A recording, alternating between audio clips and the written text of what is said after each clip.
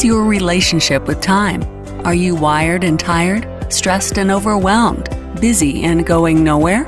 Or just want to scale your business? Welcome to Take Back Time with your host, Penny Zenker.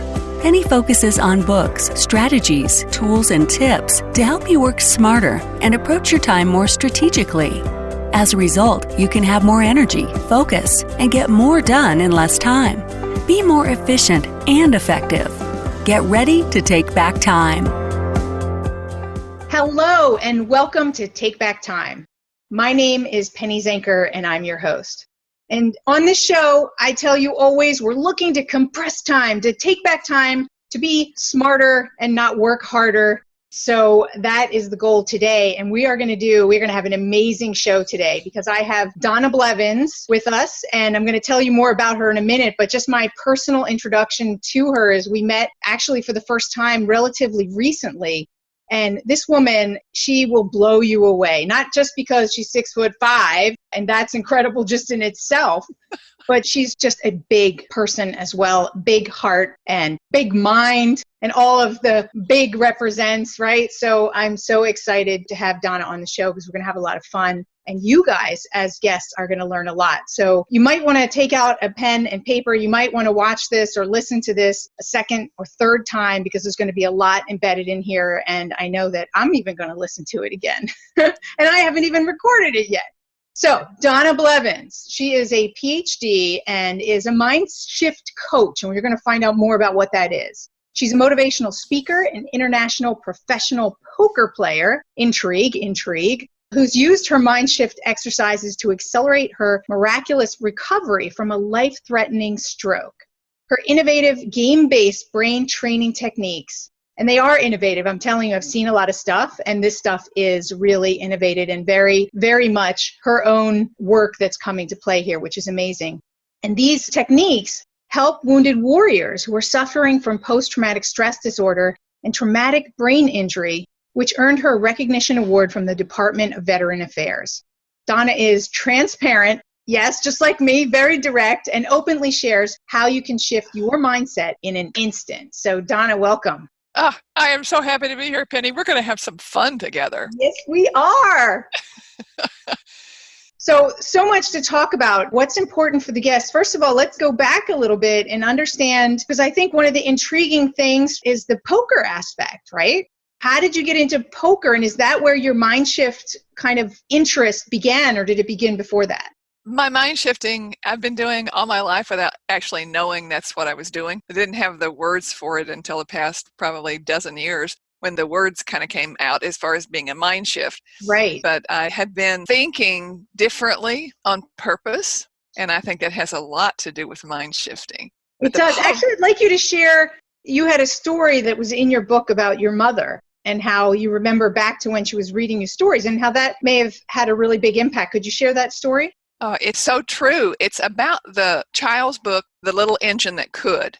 And it's about this little cartoon engine. It's trying to get over this mountain, and it goes, I think I can. I think I can. I think I can. It said, I think I can all the way through. But in my mother, after she said, I think I can, she changed it automatically and started saying, I know I can. I know I can. So she imprinted that on my subconscious. Wow.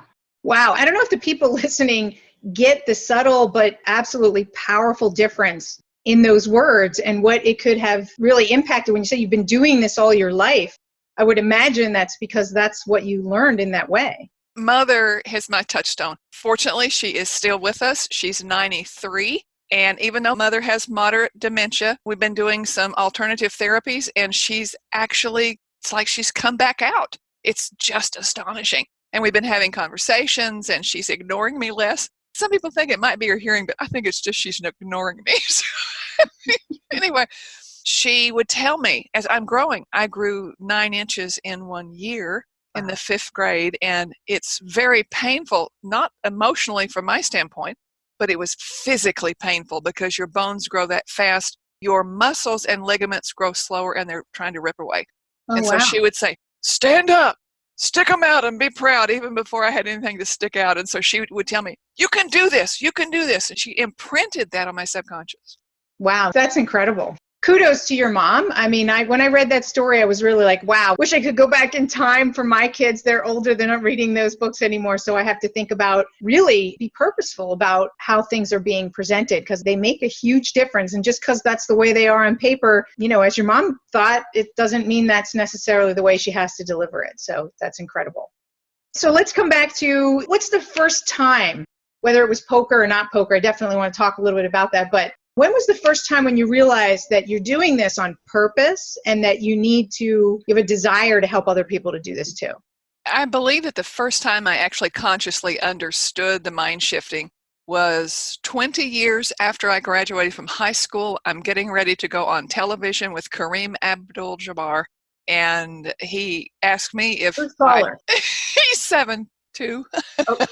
Okay, just checking. Actually, they had me come on because the host, it was Our Magazine, Gary Collins, was 6'1". He wasn't quite that tall. Men kind of lie about their age. Excuse me. They stretched their age, their height a little bit. And they wanted someone that was between them for both of them to be comfortable. And I'm at 6'5" in those days. I was wearing probably 4-inch heels. And I would wear the 6-inch platforms when I could find them to fit me in. You may go, what? And I'm going, hey, should I hide? No. He asked me the question. He asked me if I played basketball.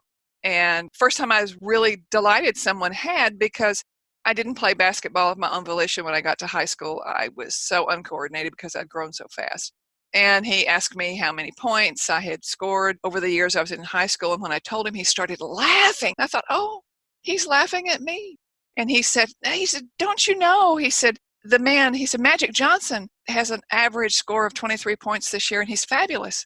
And I said, do you mean that my 36 points meant I would average over those years meant I was a good basketball player? He said, no, it meant you were a star. In that moment, I had a mega mind shift because I realized it was the words I had been saying to myself for all of those years. I'd been saying, why am I such a poor basketball player? So it changed the way I was thinking. That one shift was probably the one shift when I really got to the point of looking at the words. Wow. And then what proceeded from there? Well, I went to the first week that neuro-linguistic program, the first week seminar neuro-linguistic programming had in the 80s. And that was when I first really began to see the words and understand how words are anchored and what that meant, and how we need to listen to the words that come out of our mouth. And that is so important. I mean, we found that we have this totally in common. I also didn't realize that I was so hooked on words. And then I also took NLP and realized, and it even made it more profound, right? And then you can't not see those words or hear them even when they come out of your own mouth. And you're like, okay, got to do something here. And one of the chapters in the book is called Tag. Yeah. And that's about listening to yourself or someone that you love that you're working with. Or I do with my coaching clients, I ask them permission to tag them. And when I hear something comes out of your mouth, rather than let it go and just say tag gently and lovingly, they'll say, okay, what did I say? And I said, well, just consider these words. How might you reframe them? And then they go about saying, well, it took me a long time. It did take me a long time to figure out how to craft the words. But delightfully, when I met my husband in 1986, I told him about this. And he said, meh. And I went, well, can we give it a try? And he said, sure. And we started using it in our personal life, in our business life, and we are still using it today because sometimes words come out without our intention of them coming out a particular way. And so we lovingly go, tag. And it's a great way to shift the words. That's awesome. I love how strategies are cross-contextual, right? You can use it in your relationships. You can use it at work. You can use it as a coach. I love that. I just finished reading that chapter, actually, and I loved the playfulness of it, that it's tag, it's a game, it's light, as opposed to calling someone out on their words. It's lovingly just saying, tag, there's something that we need to reframe. And for ourselves, to be more gentle and forgiving on ourselves, tag is a beautiful, and you talk a lot about forgiveness in your process. And I found that in itself leads itself to be open to forgiveness and just to reframe it. Let's relate this back to take back time. So they're thinking, okay, how can I use this to be smarter in the way that I do things? Because sometimes, unless we spell it out for people, they don't necessarily make the connection. So I'd love that we can make the connection for people of how a simple little tool like this of tagging let's call them unproductive words, right? If we bring it into productivity and say we have productive words and unproductive words, so not making anything good or bad, just some things are more productive. How do you see this being a productivity tool? Oh, it's fabulous, because by getting to that point of self-forgiveness without saying, oh, I need to go forgive myself, you just do it. It's part of the process. When you step through a process, a mind shift exercise, you retrain your brain how to step through it. It might be 5 or 6 steps to do it. You do that enough times so that it becomes a habit. Then when something comes up again, you need to tag yourself. You don't have to sit down and go, oh, I've got to go through those steps. You can just literally go, okay, tag. And your brain goes through it. You literally rewire the neural pathways in your brain. Oh, I could say that today. I'm so happy I did. Since this is a podcast, thank you. Right. And our brain plasticity is just phenomenal. I had no idea that we had the ability to do that. But by taking a few moments each day, and I suggest a 10-minute a day process where you practice a mind shift exercise. And my coaching clients have called my mind shift exercises yoga and meditation on steroids. Because in today's life, we can't say, well, it's like at the poker table. In fact, I was literally at the poker table when I realized that life was different. It was when I first started playing in 1996. I'm in my late 40s at the time. And by the way, I am 70. Do I sound like I'm 70? No, who cares, right? What is age? Well, 70 is the new sexy. So I actually got that domain, so I'm going to do something with that too. That's going to be fun. And what I realized, I'm in a hand, and at the time we had a real estate company, and I'm sitting there in a hand. I have cards in front of me, and it's my turn to act, and I'm fretting about what had happened that day, and a contractor I'm dealing with, because I manage a bunch of contractors, and thinking about what I have to do tomorrow. And it was like the universe did a forehead smack. And it was like, wait a minute, there's only one thing that exists ever. It's the cards you have. There's nothing else that exists. Everything else, either gone or not yet here.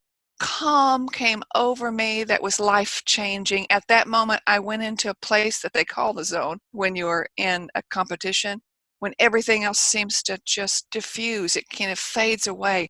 And I came to a place of peace that was profound in that moment at the poker table when I didn't even know what beat what. And it told me, I was able to realize that there's only one thing that exists. It's now. It brought me to the mindfulness. And that's the whole key to mind shifting. Wow. I love that metaphor, that it's the cards in your hand right now and what you do with them.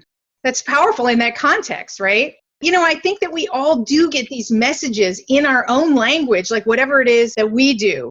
So like somebody who's in real estate, maybe it's something in their context, but the question is, are we listening? Oh, we get we're not listening. That's right. We get so preoccupied with what's going on. And the notes for today, you had said come up with 3 tips. And there's 3 things that I think can trump everything else. And that is, take 3 simple, long, deep breaths.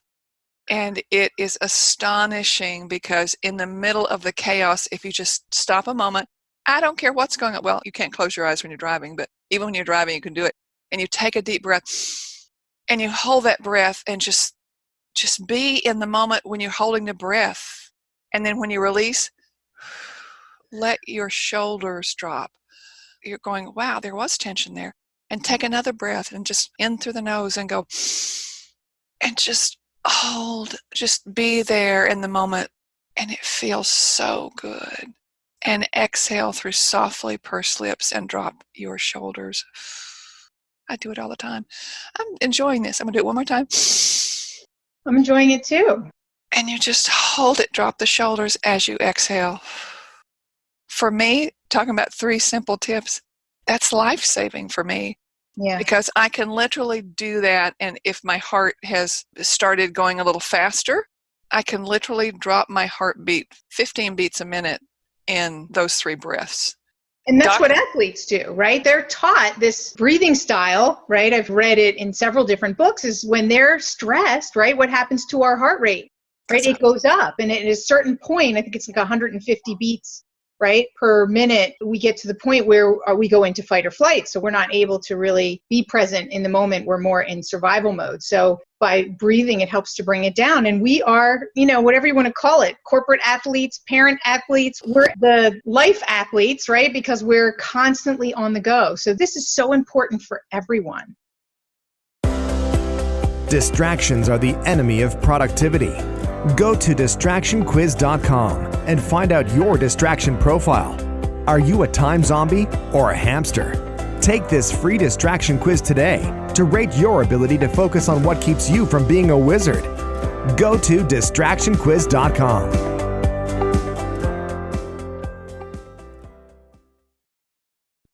One of the things that we need to do is, the point just left. I was going to say it. Okay, you go ahead and I'll find it in a minute. Was it about athletes and people in their everyday? Yes, because I think that if we acknowledge that we are life athletes, that will make us feel better. That puts us in a different place. And when you were talking about when your heart rate gets up to about 150, we go into that flight or fight mode. There's actually another F in there, not that one. There's actually another F in there, and they don't talk about it. But I discovered it's either fight, flight, or freeze.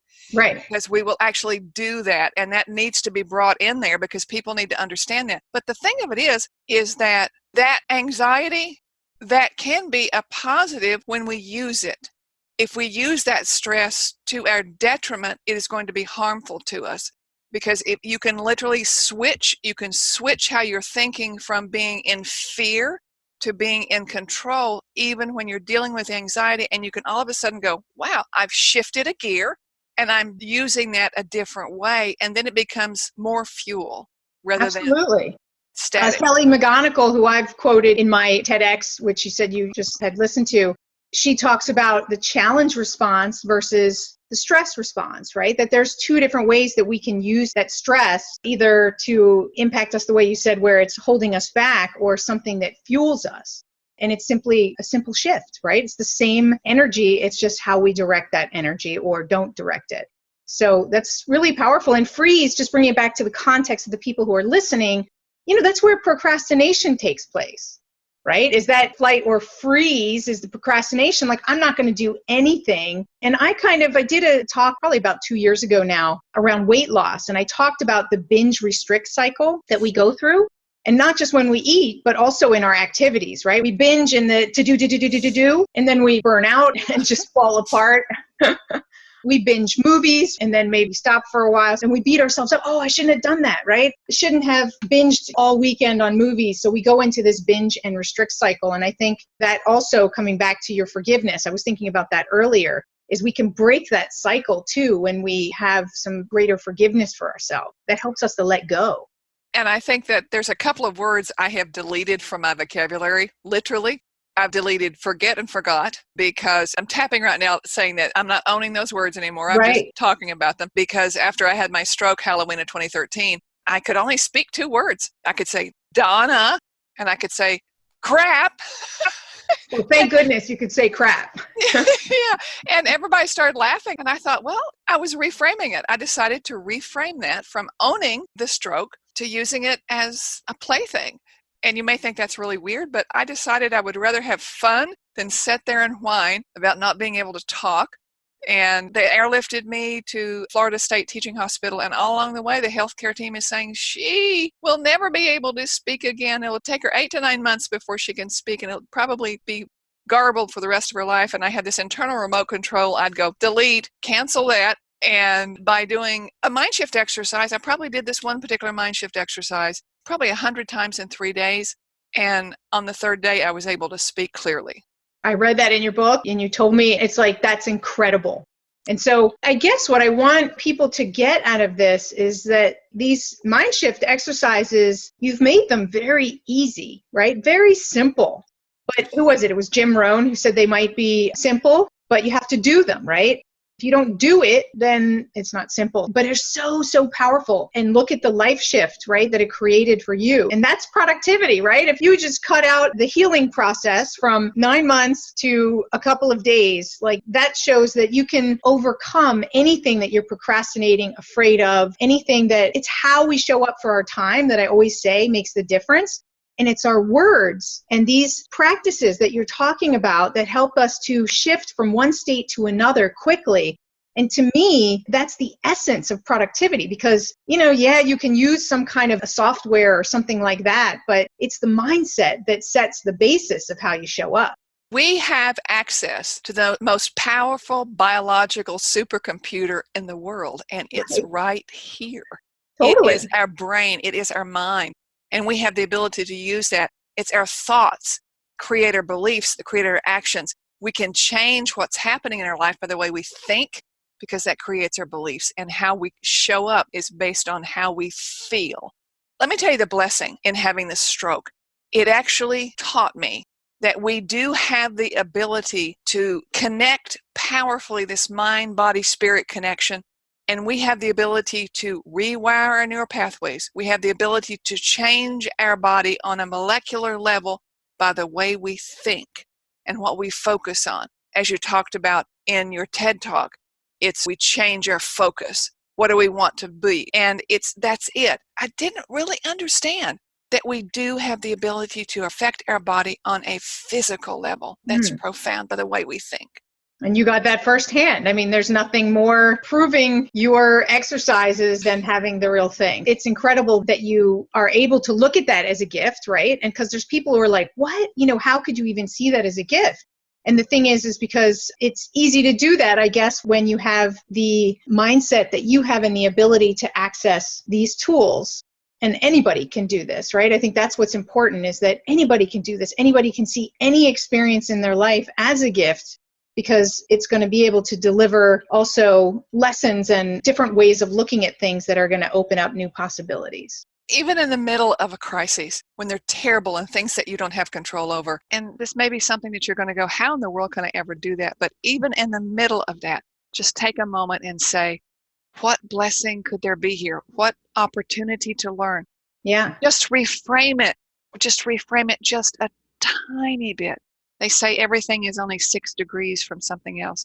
So just change it just a little bit, the way you think about it, rather than focus on and whining. Oh, God, leave the whining at the door, please. Absolutely. That's the way it showed up for me with my divorce process, is that's what I focused on. It was very difficult. And at the same time, it became very easy because I did focus on what can I learn from this? What's my role in this? So that I could also look as how I needed to change. And it makes you look at things completely differently. And I'm really proud of how that situation turned out. And it was because of those questions that I asked myself, because like I think you were getting at is we can actually shift our thinking through asking a simple question. Oh, we can. We can shift our thinking by the way we craft the questions. As a matter of fact, I don't think I shared this with you. One of my coaching One of my coaching clients contacted me on Facebook. We contact a lot on direct messenger on Facebook. And he said, oh, I'm in trouble. And I said, what kind of trouble? He said, my blood pressure. I went to the doctor. My blood pressure is really high. I said, well, give me the numbers. It was like 168 over 125. That's really bad. And I said, well, what's the doctor say? And he said, well, they're going to do some tests and all that. And I said, well, consider using the why questions that we had crafted in relationship to his sleep patterns. He'd actually gone from, he has one of those watches that tells him when he's moving around. He was able to go from 80 times of being restless during the night to 20 in one session of questions. And he said that had been, and then he was at the doctor's office, and I said, what is it now? And it was like 186 over 145. And I said, look, give me a call. And so I called and I said, you just need to change those why questions. Focus on the why questions, rather than saying, why is my blood pressure so high? It's, why is my blood pressure going down easily now? Why am I feeling better? Why is it stepping down 5 points at a time? I haven't asked him what his questions were, but I've got to get them. Because the next day, he reached out to me and he said, Donna, it's working. I said, what's the numbers? And it was 135 over 75. And the next day to have a recheck of the doctor, they had not given him any medication. None. And the nurse said, what's going on? And he said, I told him about your book. So it's the And they question. bought one for all of their patients. That's right. Right? Unfortunately, the medical model doesn't accept this type of thing as quickly as they could. Actually, the CEO of a hospital emailed me and said, are these evidence-based? I went back, yes, we've got evidence to that effect. So who knows? We'll see. Who knows? Absolutely. We can only look forward to that as a result, because really the medical model, in my personal view, is band-aiding. If you take a medication, it's not really going to the root cause, and it's not shifting from the thinking perspective. It's like making a New Year's resolution. Is you can think I want this, but your thinking is what sabotages you from being consistent and doing it, right? So that's kind of how I see that model, is you have to go to the root cause if you really want to make changes like this. At the same time, I want to thank and give thanks to Western medicine. And I'm a hybrid. I'm an Eastern philosopher combined with Western medicine. But there's too much intervention without working with the root cause of the body. And I agree. I'm not against Western or Eastern medicine, right? I also am a fan of acupuncture and different types of other, I believe, it's the combination that makes the most sense, right? And my favorite doctors are the ones who know both, because then they're able to see which one really is necessary in the particular moment and how to Absolutely. Absolutely. When I went in for a heart procedure last year, and I'm laying there on the table, and the doctor comes in and says, well, is your name Donna Blevins Weitzel? And I said, yes. Well, Miss Blevins Weitzel. I said, please just call me coach. And he said, what kind of coach? Now, I'm laying there getting ready to put me under, right? And I'm laying there, and he says, what kind of coach? And I said, well, I'm a MindShift coach. And he said, oh, I need that. What about? I start coaching the doctor from the operating table. And he ended up saying, I have to have your book. So I sold the book. That's dedication to I was just sharing. I wasn't trying to sell a book. And he said, well, what is it called? I said, MindShift On Demand. And he said, oh, I have to have that. He was literally in my room the next day. And I did a mind shifting session with him, by the way. That's so cool. I think when you're passionate about it and you love what you do and you can see the difference that it makes, it's hard not to share it everywhere. I can imagine that's the way I feel anyway as well. Sure. So we're going a little bit longer than I had anticipated because it's so much fun and we could talk and talk and talk. So we'll have to do also another session. I did want you to touch upon your poker days and that aha that came from poker, but we'll come back and we'll do another session together and share some more tools. You did share the tag tool. Is there anything before we end today's session that you wanted to share with the audience before we close? Actually, I told you that I contacted my assistant and said, okay, I've got so much in here. Give me 3 time-saving tips. And this is what he texted me. He said, mind shift away from procrastination because you can do that based on how you're looking at it. He said, mind shifting can restore order. I love that because it does. And mind shift away from cluttered, disorganized thinking. Procrastination, disorder, and cluttered thinking are all huge time wasters. Absolutely. So if we had to look at, let's say, cluttered, disorganized thinking, what's one thing that we could do out of your tool set that we could do to help people? Stop writing everything down. Just make a little list. Beginning of the morning, make a list of 3 things. Actually, I do it the night before. Make a list of 3 things to look at, and you put the most important at the top, or you even put the most difficult one. You do that one first, because when you do the most difficult one first, all of a sudden, yes, you are in power. Makes you feel awesome to get that hardest one done. Everything's easy from there, right? That's right. It's what Mother taught me, by the way. Let's leave it with a little bit of mother wisdom. Mama Peggy is what we call her, by the way. And she would always say, eat your best food first, then you always have your best left. That's what I do too when I'm eating. Everybody's got a method of how they eat. It's interesting, or how they eat corn, right? Different ways to eat it. But that is so true. That's great mama wisdom. Yep. Is do that hardest thing first. Yeah. So tell people where they can get a hold of you, where they can buy your book. Let's give them the gift of going through the book and getting 10? There's 12 mind shift exercises in this, but I have over 100 mind shift exercises that I've created over the past few years to make them simple, because my poker coaching clients would say, what do I need to do? And I said, well, you just need to shift your mindset. And they'd go, how do I do that? Right. Well, that's what everybody else is thinking, as they're listening, like, yeah, okay. And my verb is simplify. So that's why they said, write it down. And that's what happened. That's why the book came out, MindShift On Demand. You can go to MindShiftOnDemand.com. It's a very simple site. You can have opt-in for a 4-minute audio of a MindShift exercise. As a matter of fact, it's the one that I walked you through last week, Penny. And it's a quick audio of me explaining it. And then I want to tell you, right now, that's all you're going to get from me, because I don't have a whole lot of emails on that list. A lot of people, you opt in and you get email after email after. You won't get that from me, because I need to reactivate myself, because on the top of my list is to start being more progressive in relationship to communicating with people. On Facebook, I'm easy to find, facebook.com/Big Girl Poker, because that's my brand. Because they'd say, that big girl over there playing poker, I want to play with her. And so that's my brand. Twitter, it's Big Girl Poker. On YouTube, it's Big Girl Poker. So you'll be easy to find. I'll be easy to find. And if you see me out on the street, well, that's that big girl over there. It's probably Donna. So thank you so much for being here. I got to know a little bit more about how awesome you are, and everyone wants more. I know they do, because there's so much more to be had, so many great tools.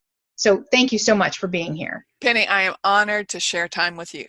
And thank you all for being here. And I know that you took away some great nuggets, and I know that you've got to get that book. So maybe it's not a sometime later. I want you to click now on the link and go to the site and get that book, because these are 12 simple MindShift exercises that you can use in every area of your life. And just pick one to start practicing tomorrow, the one that feels the most impactful for you and the easiest for you to implement, because that's what it's all about. It's not just giving you tips on this show. It's you putting it into practice, because that's how we get started. That's how we get results, is get started. And then after you're good and you've practiced that one, then you can add another one. I can tell you that I took NLP as well, and I do MindShift things as well. Donna has some good stuff. This is incredible, and I'm going to be poring over her content and practicing her content, because it is really powerful. So there's a lot of different people that I've seen their stuff, and it's good. This stuff is really good. This is super, super powerful. So you need to get that book and put this into practice. So, okay, enough of me ranting about how awesome Donna is. You guys, thank you so much for being here. My name is Penny Zanker, and you're listening to Take Back Time. We'll see you in the next episode. Thank you for listening. Today's topic is another opportunity for you to put the knowledge you learned into practice. Tune in again next week for more strategies that will help you have more energy and focus to get more done in less time, so you can continue to take back time.